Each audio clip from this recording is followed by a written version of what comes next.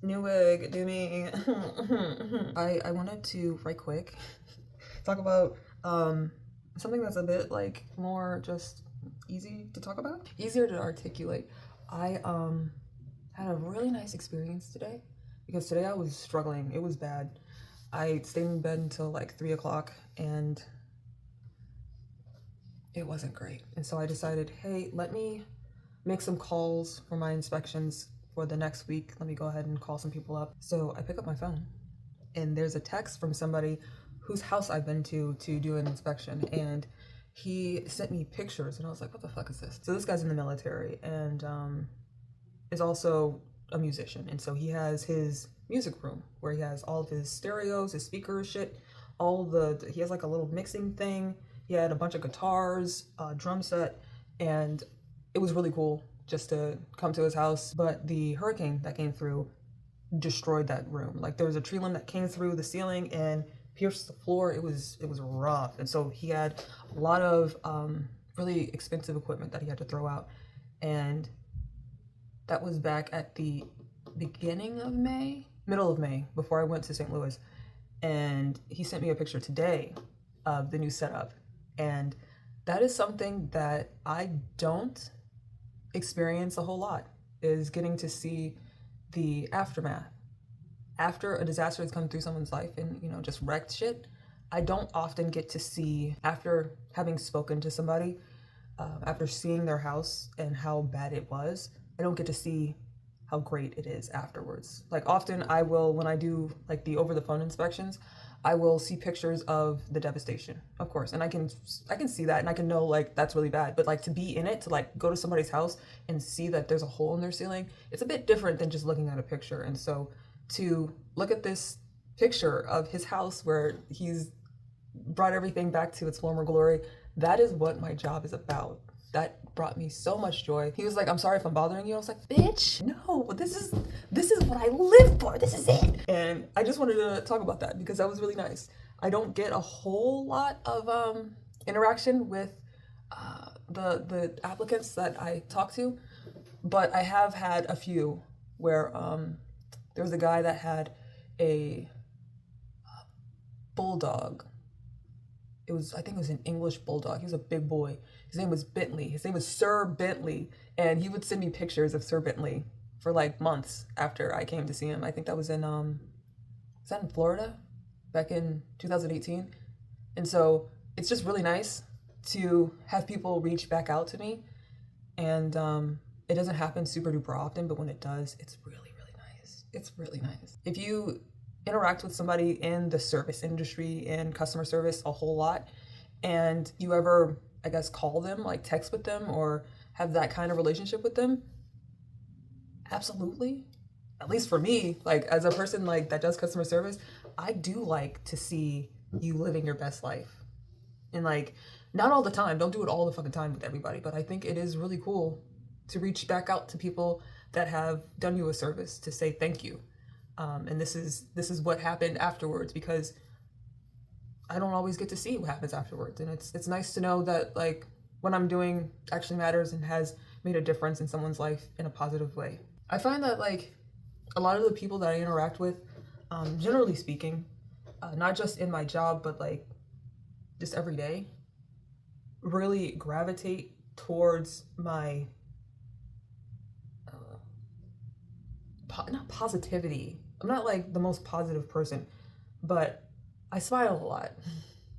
And I try to be an enriching experience for people. Even if I'm having a hard time, I try my best to always put my best foot forward in interacting with other people, because you never know who's also having a rough time.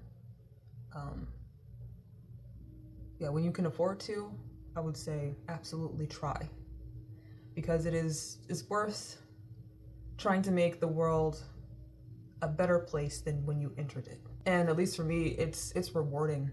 It does make me feel not so much like net positive, but like my conscience is clean. Like I'm chilling. I never feel like, I don't know, the anxiety like that one would feel. I used to have a lot of anxiety talking on like, especially on Facebook, like on online arguments with people. I stopped doing that shit because like it doesn't fucking matter. I just keep scrolling. Like I'm not getting fucking baited into an argument with a person, and that shit causes me so much fucking stress. And especially IRL, like a Facebook argument IRL, I avoid that shit like the plague. I don't even like going out and doing stuff generally. I do think if I was a person that was more out in the world, like almost like not like an influencer, but a person that like actually spent time doing stuff, like if I cosplayed because I do like cosplaying, if I went to cons, if I did shoots, like if I did more, that I think I would have an okay circle of people around me, as far as just good people. I'd like to hope, because I feel like here I've kind of I haven't made a community, but like I think I've attracted a good crowd of people that are just chill. I really try to do that, and I hope that like on this channel that I am providing something for you.